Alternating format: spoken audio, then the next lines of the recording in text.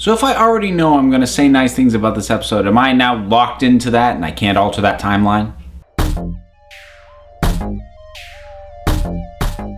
Before the Flood, wrapping up this little two-part story, and yeah, I like this one quite a bit. That's your spoiler-free review. Let's get right into it. There's actually a lot about this one that works in a way that didn't necessarily work in the last, and I liked the first half of this story. I liked Under the Lake, but some of the things that I mentioned, like the supporting cast not quite clicking, they work by and large better for me here. I think it's because they kind of split them off. There's the couple of characters who go with the Doctor to the past, there's the one who stayed with Clara on the base, and sort of separating them so we could get them more isolated and get more concentrated interactions with characters that they actually, had stronger chemistry with, helped the overall vibe of the supporting cast. Rather than just ramble about everything that was good, because I'd be listing most of the aspects of the episode, I really kind of want to focus on something that was just the feel of the thing. This thing had kind of a gothic horror vibe that a lot of the really good classic era Doctor Who, like the Hinchcliffe era or something like Horror of Fang Rock, had this kind of gothic horror vibe to it that actually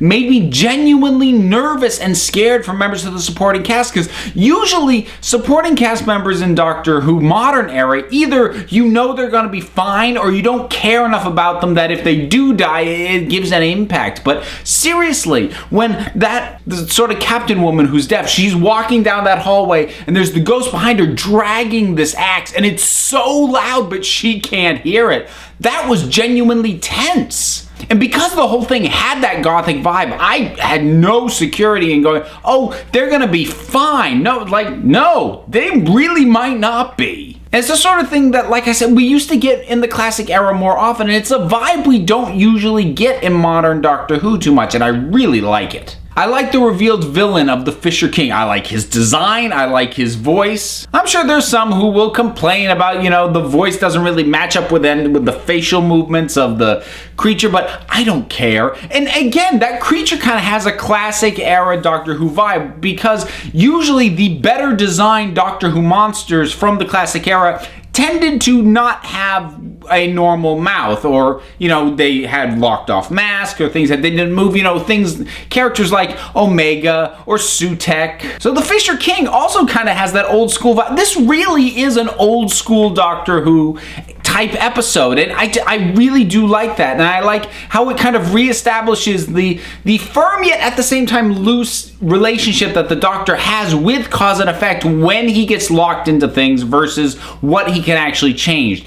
And I do feel the show has actually been pretty consistent about it if you get down to the nuts and bolts of when things turn out that now he can't change it or now he can. But I like when those things get addressed. I think the solution was also really clever. Again, the sort of, the ghost turned out to be a hologram. That could have been a cheat. That could have felt really cheap and unearned. But because we'd already set up the hologram previously with what they used with Clara in the previous episode, it works and it pays off well. Pretty much across the board, I really just love this thing. I mean, if I'm going to be nitpicky, there were two things that I didn't care for. One's really nitpicky. We have the alien, I forget what they're called, but for the ones from the planet that's always being invaded. And I like that race. I liked when we saw one before in the God Complex. And I like kind of the whole theory behind them, but the one in the God Complex was just, he was a coward on a very fundamental level. That's like the fundamental makeup of his entire society. The idea that cowardice is kind of, that's the best course of action. And I liked that.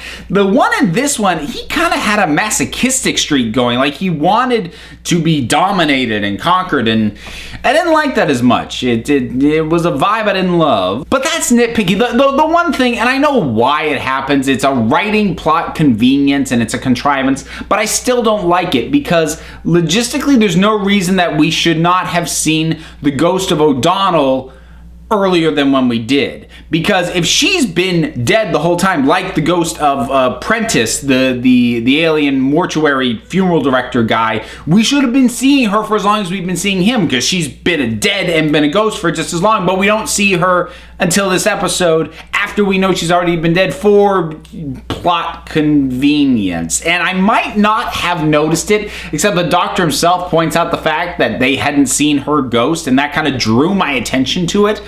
again, I understand why it's there because it's a reveal and it's a contrivance to get you to that reveal, but the show should not have pointed that out to me because I might have not noticed otherwise. But really, these are just kind of nuts and bolts, and they're side things. I mean, the heart of this thing, the ghostly vibe, the kind of gothic horror feel to it, I love it. And there's a whole lot of little touches that I think are great too, like the hologram in the TARDIS that goes through the emergency procedure, whatever it is wearing the older style outfit that the Doctor was wearing last series as opposed to what he's wearing now. Or when the Doctor's sort of FaceTiming with Clara and she's using the phone and he's in the TARDIS talking on the monitor, that he has to turn the monitor this way or that way depending if Clara's holding her phone like this or like this. Just little touches like that just give me more to love in this episode. I thought this was fantastic. So if you're watching this, I'm assuming you saw the episode too. What were your thoughts on it? Whatever they were, drop something down in the comments and let's talk about it. Until next time, this council is adjourned.